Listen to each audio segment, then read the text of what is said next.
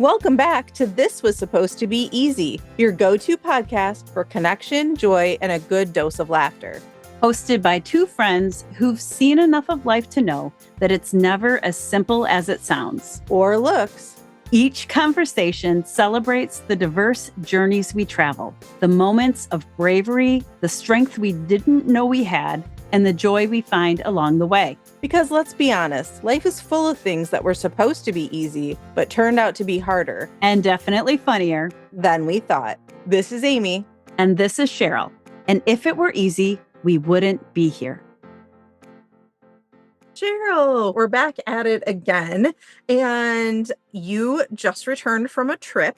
I did. And so in the way that you had asked me about New Zealand, I thought that this could be a great experience of talking to you about how your trip to Italy was and what some of the things that you learned while you were there. And also, this was a trip that's a little different in that you were planning this trip for other people.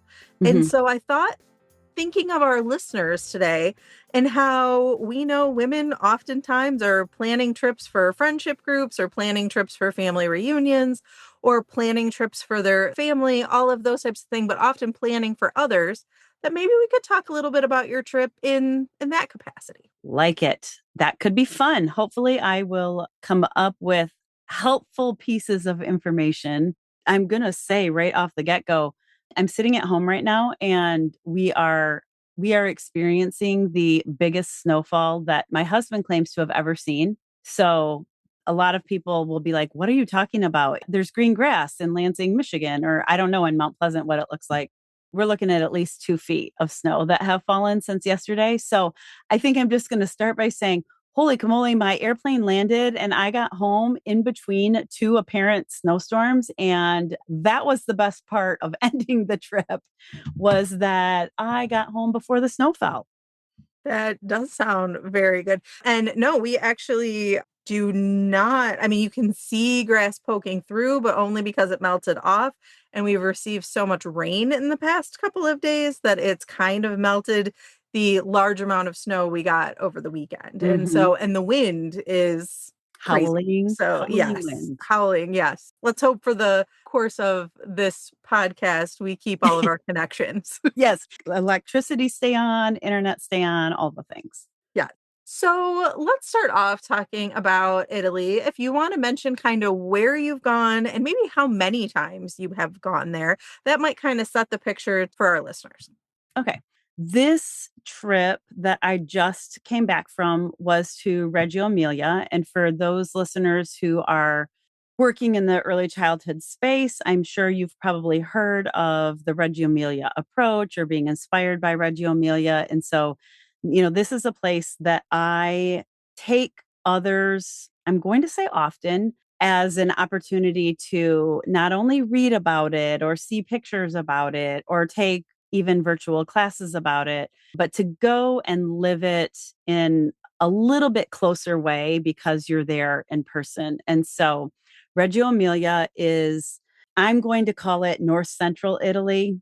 As an Italian might call it a totally different sort of location. But, there's this sort of semi-diagonal road that runs from Milan to Bologna and then over to the Adriatic coast. And Reggio Emilia is about halfway between, I think, Bologna and, well, it's a lot closer to Bologna than it is to Milan, but there are mountains nearby, both above and below. I say we because I always go with someone who's helping me coordinate. And so for the last quite a few trips, it has been my colleague, Alex Henry. But we sometimes take university students and sometimes take professionals to visit schools, to visit ateliers where we can do hands-on creative experiences, and also to experience the culture in a variety of ways, whether that's going to museums or going to libraries or tasting balsamic vinegar or learning about how they make Parmigiano Reggiano cheese, things like that. And I have been there once with a colleague to figure out how to ride trains and get food and all of those things. And then I have been there 12 other times guiding others. So again, sometimes students, sometimes professionals, sometimes a little bit of a mix of both. So 13 times in total to Reggio Emilia, and many of the other trips have incorporated other popular locations, Rome, Venice, Florence, on the Adriatic coast, Fano, Pesaro, Ancona. But this trip was a very short 1 week spring break sort of trip. So we only went to the area surrounding Reggio Emilia. Okay. And so on this trip, how many people did you kind of travel with? This trip was sort of I'm going to call it a medium trip. We had 9 students, and then my colleague Alex, and then one other professor from the university. And so in total, we were, when we were making taxi calls and things like that, we were looking at 12 people, Okay. including myself. Okay. And so, as we're kind of talking about this, what feels different about planning a trip for yourself versus planning a trip for 12 people? Very interesting question. I'm literally sitting here trying to think about as a woman, mother, sister, wife, whatever, have I ever planned a trip just for myself? But what might be different is that I literally meet with my colleague once a week to make sure that we are on target and solidifying the plans that we need to be depending on how far out we are from the trip. The other thing is what we do when we get there.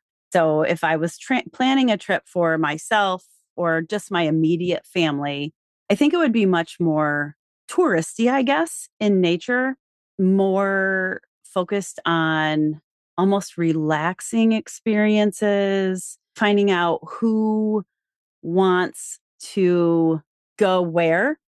So I guess I'll think about it. I'll do a little comparison for you, Amy. At one point in time, my family flew in at the end of a trip and met me. And then from there, it was a family trip. And so I talked to Kevin, where do you want to go? I talked to Walker, where do you want to go? I talked to Taylor, where do you want to go? And so I was asking them about very specific interests and desires. Whereas in this case, I was looking at the early childhood perspective and what will someone want to walk away with that helps them feel more knowledgeable about this approach and what will give them some concrete experiences where they've seen early childhood centers. They've been able to ask questions of the professionals. They've been able to use their hands to explore materials and create in ways that might be very similar to what children will do.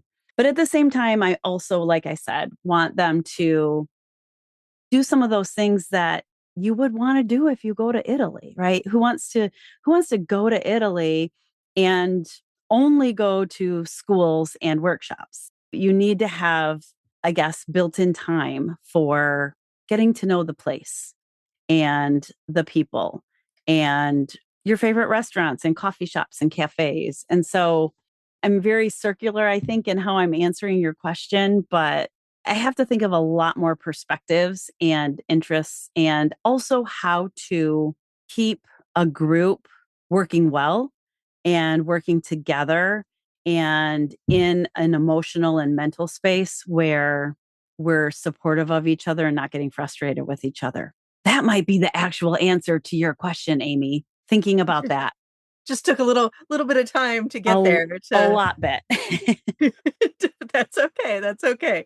So, just kind of thinking about the difference of what it looks like for 4 people whom you know better than anyone else versus maybe 12 people who you know at varying levels. And also then your plan of what to do, but also who they are and who they are to travel with is very different. Kind of know your family, you've been traveling with them for a long time versus some of these people, I would say majority of them are it's the first time you've ever traveled with them. And I'm sure too with college students, it's a little bit of yes, these are adults, but as I also often call my daughter, they're baby adults. So yes, you have the actual college student you are responsible for, but almost on behalf of their parent. Like I think about with my own, child when she's talked about study abroad experiences, I'm much more likely to say like, "Hey, yeah, there's another real adult going," even though she is clearly an adult, but I'm like by age, Yeah. That's a really it is an interesting place to be as a professional because I'm not with high schoolers, right? Everyone there is a legal adult. Some of them much closer to that point of having become a legal adult.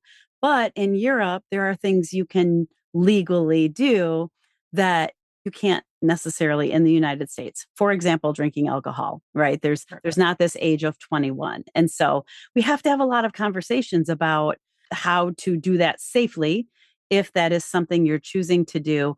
But I also then have to remember these are all people who don't live every day of the year at home with parents. They do have independence. They do have many life experiences. And so I'm also not, like that high school teacher who is constantly watching things.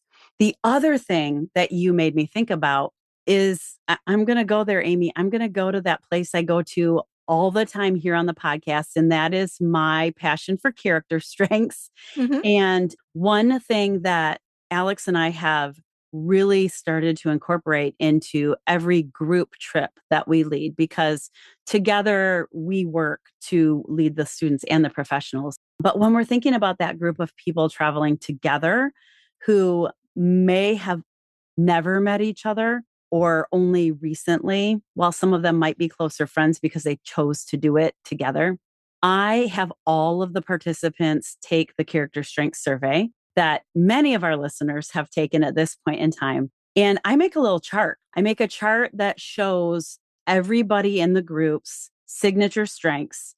We look at that. We talk about that. We talk about where, as a group, we can see a lot of similarities, what strengths might be completely missing from this medium-sized group of 12 people, and what could that look like then when we're in another country where none of us are fluent in the language, where many of the systems and the culture is different from what we know.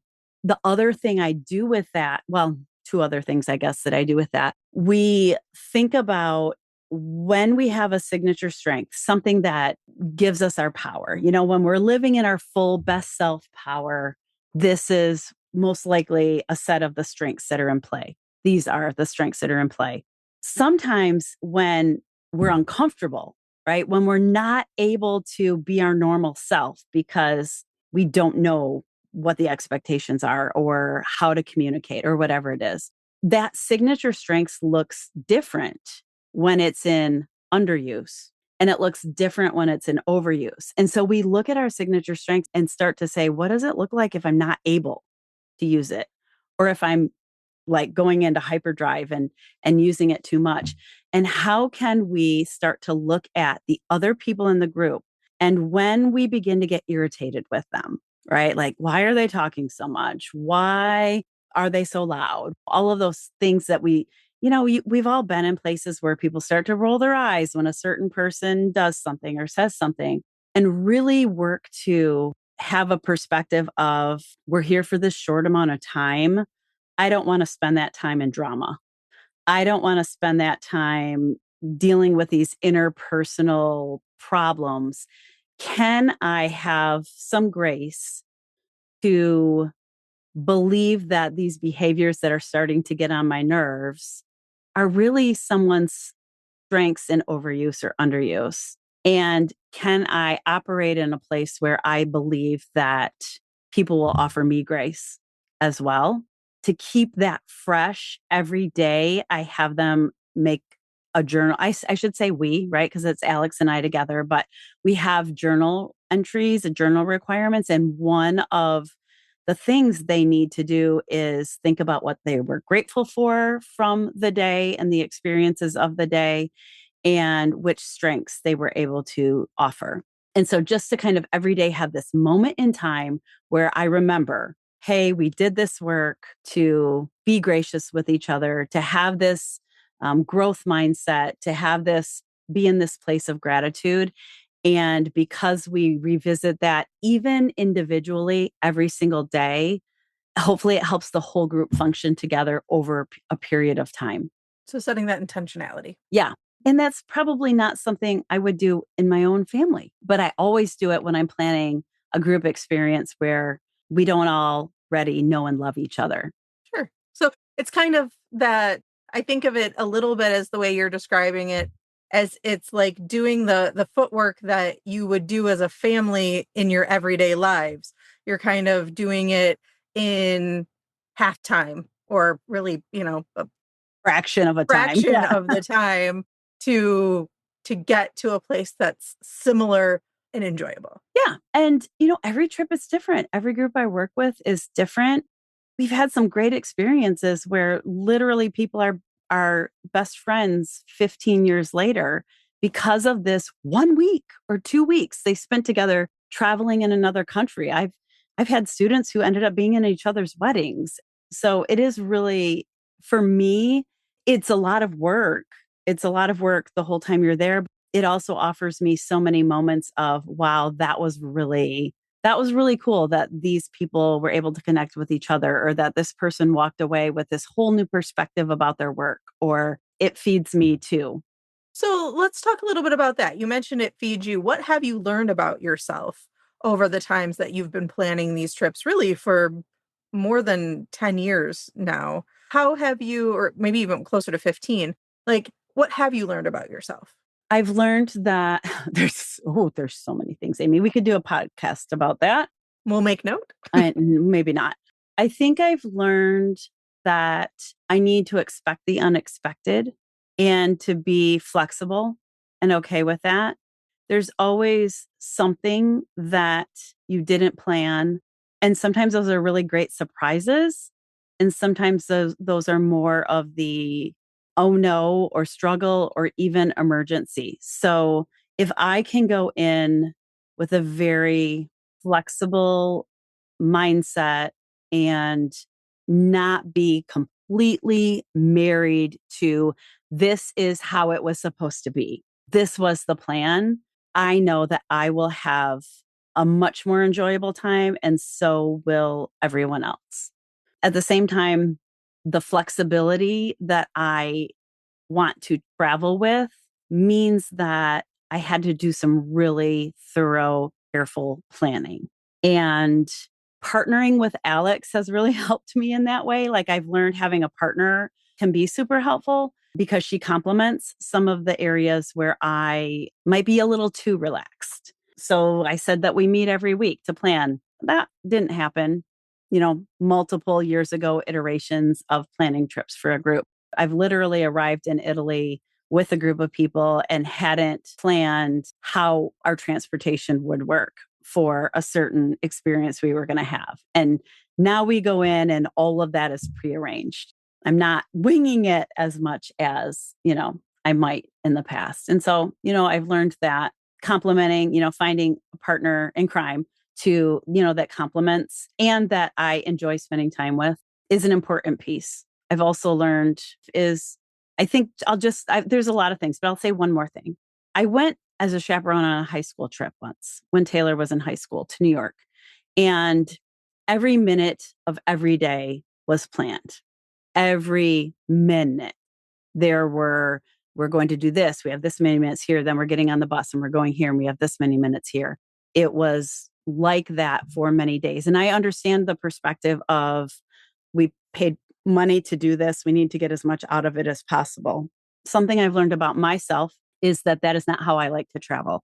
And I need space in every single day to either be alone or to have a glass of wine and a really great meal, but not with everybody, to find my favorite cafe and my favorite drink at that cafe, bookstore, or park, and tree in the park I want to sit under, whatever it is. And so I think one of the other really important things I've learned about myself is that I personally need space in every single day to absorb and appreciate the experiences that I've had.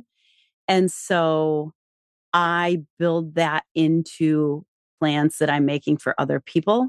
There are days where we're maybe at a school from 9 a.m. until 3 p.m. Don't get me wrong, but that's the only thing that is then planned for that day, right? So then the whole evening needs to be free. If we're doing 2 experiences in a day, there needs to be space at the beginning, early, in the morning or at the end or in the middle, whatever it is, for really getting to know the place and feel the place and relax into it. And again, think and reflect. I have to make sure that the people who are choosing to come with me on a trip know that that is my approach.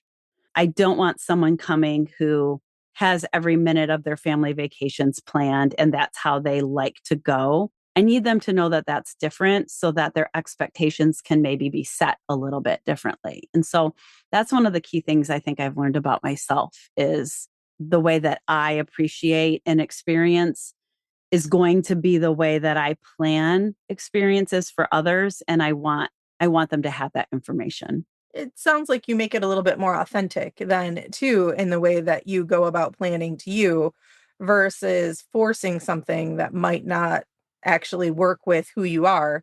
So then you're a lot more enjoyable throughout the week. You kind of think of like the host being in a good spot that you're able to do that. And I actually kind of love that because I think early on in my travel days with my own family, I was the over planner. Like I would have, in fact, I remember a trip to Disney with my kids and it was too much. Like we had this, if the days we weren't at Disney, we were at the zoo, we were at children's museums, we traveled down. And don't get me wrong, like all of it was great. But I remember Mitchell, who's, now 16 and a half, being 3, and him like being face down on the ground in the middle of like the Magic Kingdom, like the main street, going, I just want to go to the pool. Like Hmm. that, like he did not want any more planned activities. And so I think of like adults in that way, yes, usually we're not face down in the middle of a street crying that we don't want any more planned activities. But I think that there is time.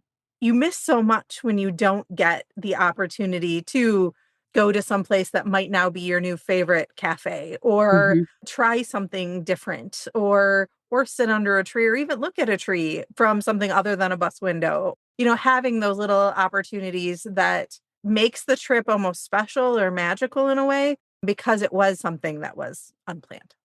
Yeah. And because I've been there 13 times, I can, if we're like, hey, let's eat dinner at this place, I can get there without having to look at a map. I can walk. And I realized on the last night of the trip that our mutual friend, Kim, who was the other professor who came to experience for the first time, that she hadn't gone to the park. And so on that final evening, I'm like, hey, Kim, do you want to go see the park? Do you want to walk into it, see this early childhood school, the Diana School that's in the park? And, we've read about it and talked about it. And she's like, sure, let's go for a walk. So we did that. And as we walked through the park, I was able to see things from previous experiences where I was like, we got to this tree. There's this beautiful, huge tree with all of these low branches. I can't even tell you what kind of tree it is, but she's like, oh my gosh, look at that tree. And instantly I had these memories. We had a student once who climbed into the tree every day and sat in the tree to write in her journal. And that memory just popped back into my head because I was walking through the park. And I said, and there was a trip where on the last day when all of the students shared every student has a research question and they were sharing with each other the answers that they had found. We did it under this tree. We sat under the tree and had our conversations here. There are these magical things that can happen when you have time to go for a walk and look around you. And Kim's like, I know I'll be back. I know I'll be back in this space and get to take this walk again and, do this experience again. So anyway, I do think it has value. There's value to open time and laying by the pool time, like you said, or, for I'm sure Mitchell wasn't laying by the pool. He All was right. swimming quite actively, but Yes, yes. I have had my own little moments of I want to plant my face in the ground and scream and cry, while I'm leading others, so I can't. But instead I just did it, not screaming and crying, but like I did discover my neck pillow that I have makes a great, almost like a massage. You know how you put your head in that Yeah, little yeah, the circular thing on cradle, the the, massage? like, Yeah. space cradle, That yeah. is, yeah, that is how I slept on the plane on the way home. It was my new discovery.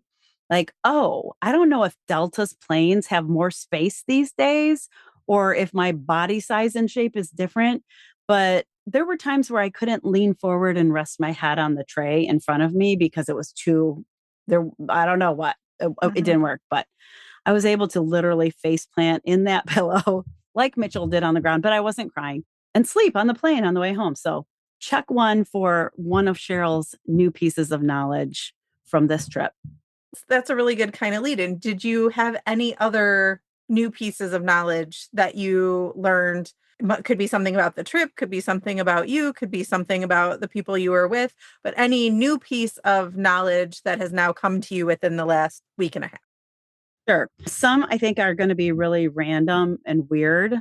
Others, I don't know if they'll be like ahas or not. So I think it's been quite recent that I really, really realized and understood that the best way to make sure I'm going to have dinner when I'm at least in Reggio Emilia is to have a dinner reservation. Okay. So this is something I did not know or do on older iterations of this trip. In fact, the first time I went to Italy with Margaret, my colleague at the time, we like to tell people it took us 3 days to learn how to eat. Like we couldn't figure out how to get food. There were so many rules around sit down or takeaway or what time restaurants open. We thought nothing was ever open, but it was really just that the restaurants didn't open for dinner till 7:30, and we started looking at 5. So nothing was open. We're like, how do we eat here? So I gained this knowledge that having a dinner reservation really makes a difference. And so I've started doing that. And this trip literally did it every day, I think. Either personally made a dinner reservation or asked the hotel front desk to make me a dinner reservation, which they're very happy to do. So that was a little bit of a use of newer knowledge. But this time around, I shared it with the students. They were like, we really want to have good pizza. I was like, oh, I had really great pizza at one of our favorite places last night. Have the hotel front desk make you a dinner reservation for tonight. It can be the same day, but if you go to most restaurants at dinner time, they're going to say like, "Did you make a reservation? Goodbye." That was a new piece of knowledge was, "Hey, tell the students this piece of information and also tell the students that if they make a dinner reservation, they have to actually show up. You can't make a dinner reservation and do a no-show, or the hotel literally will get a call from the restaurant and it's not a pleasant call." And Yeah. we don't want to be that for the hotel. So that's one random new or newer piece of knowledge that I gained. I think the other thing, maybe again, is more specific to the reason we go, which is to study early childhood programs and early childhood services from the municipality or services from therapeutic standpoints. So I think the other new thing is that I always want there to be a new thing. So I've been there 13 times. There are certain things I always do. For example, I always stay at the same hotel because I don't want to stay anywhere else. I literally hug every employee when I get there, including the owner, because we know each other on first name basis. So I like that tradition and I like that friendship that has built, those kinds of things. But even though there are certain schools we will always go to. There are certain, we will always go to the Loris Malaguzzi International Center, but what we do there might be different. But I'm always on the lookout for something we've never done before or a place we've never visited before, which does mean, you can't just get there, go and be longer and longer and longer. So there are other things you can't do. But I would say the other new thing for anyone interested in early childhood is that we did find a school we've never been to. It took 2 trains to get to it.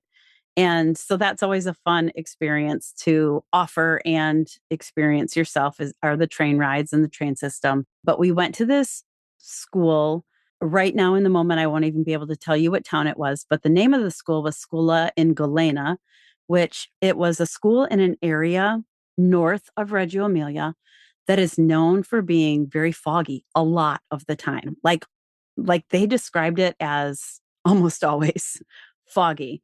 And the river runs nearby, and the municipality has built almost like a levee, except it was natural, right? So they've gone around the town or the city, the municipality, and built these very large banks or hills so that when the river floods, it doesn't come up and over and into the city. The school that we went to was on the edge of the town and within a block of these, I'm going to use the word levee because I don't know what word they used. And the school made a decision quite a few years ago to focus more on nature, focus more on being outside and having the children sort of be at one with or be very peaceful with the worms and the plants and the sounds and the mud and all the things that are a part of this area. And so they visit they call it the floodplain. So the space between the hill and the actual river is the floodplain. And there are certain trees that are unique to growing in the floodplain because of the sediment and the dirt. There are differences in the animals, differences in the flowers that grow, all of the things in the floodplain between what's on the other side of the hill and in the city. And the children literally they were all in rain gear. They were in rubber boots, and we got to walk behind them as they went to visit the floodplain. And when they got to the top of the hill where they were going to go into these rows of planted trees, and the teacher said, it was okay. They just screamed like children do when they're running down hills. And it was just so beautiful to watch them digging in the mud and looking for what they were going to find in the mud that day, and watching a young child take this really big, nice, I'm going to say expensive camera from a teacher and start literally shooting pictures of the worms and the stones and the flowers that they were digging up or picking or whatever it was. And so being open to and very purposefully seeking something new in every trip. And this was my example of for this trip, keeps the magic alive, right? So I get to experience the same area in the same place over and over and over again.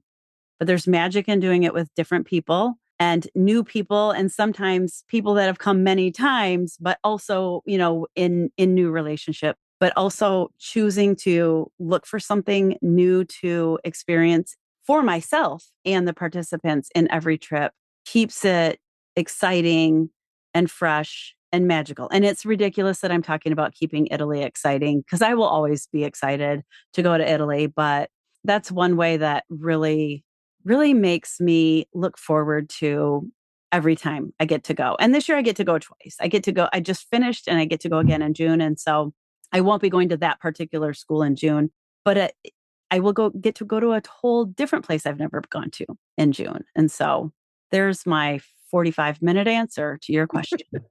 No, that's good. That's good. All right. So as we're kind of wrapping up now, though, what is some piece of advice or something for somebody to think about who might be in a position where they're planning a trip for other people? Like, what is something that you have used kind of your years of knowledge of doing this that you would want somebody else to know? I might think of this later today and want to give a totally different answer. But I think right now, the piece of advice that I would give is take a little time to try to understand the people you're planning for.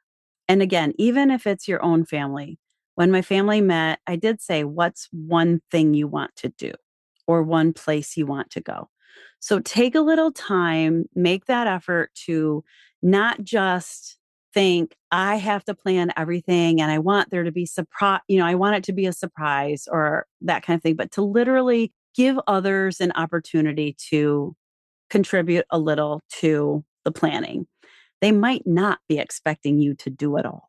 I think we quickly step into the I'm going to do it all role. So ask questions of them.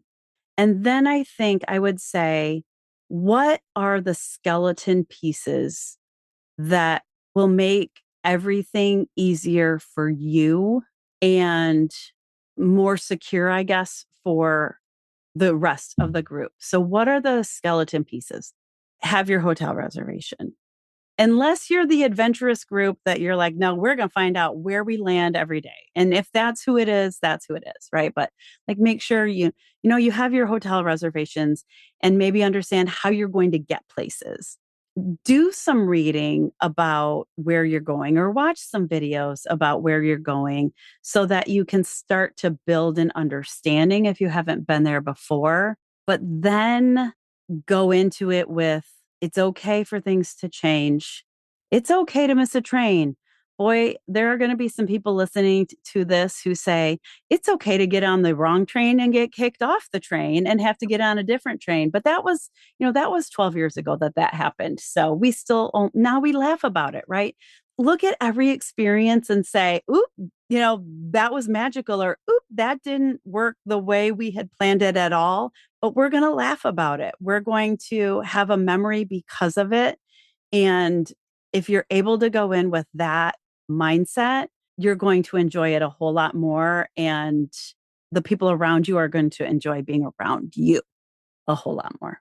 Wonderful. So, is there anything else that you think we should know from any of your travels this past week, or anything else you'd like to share with everybody?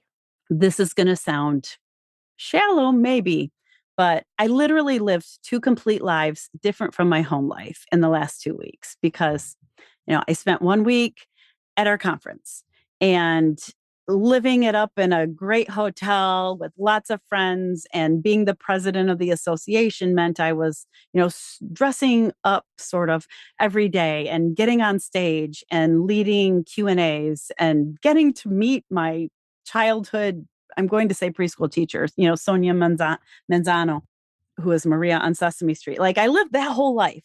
And then I lived a life in Italy. And I packed two different suitcases, right? I packed my conference suitcase and I packed my Italy suitcase. And that saying all of that is just a reminder to me that I like to tell people, pack light. Don't overpack on a long trip, especially if you're flying to another country and you have to lug that suitcase to places you never knew you had to lug suitcases. Like in a train station, you go down a lot of steps and you go up a lot of steps. How heavy is that suitcase? Pack light, shop well, enjoy your shopping. I always buy things when I'm traveling, and that might be just a couple of small, very purposeful mementos, or it might be a lot of new clothes. I never know. And then just buy a cheap suitcase to get it all home. Go home with two suitcases, but only go with one. That is my piece of just, this is all I've learned. Only go with one suitcase. You can come home with two. Thanks for tuning in to This Was Supposed to Be Easy. Remember, the best stories are the ones we live. Don't forget to like, subscribe, and keep the conversation going, because life may not be easy, but listening in should be. Stay curious, stay connected, and keep wondering.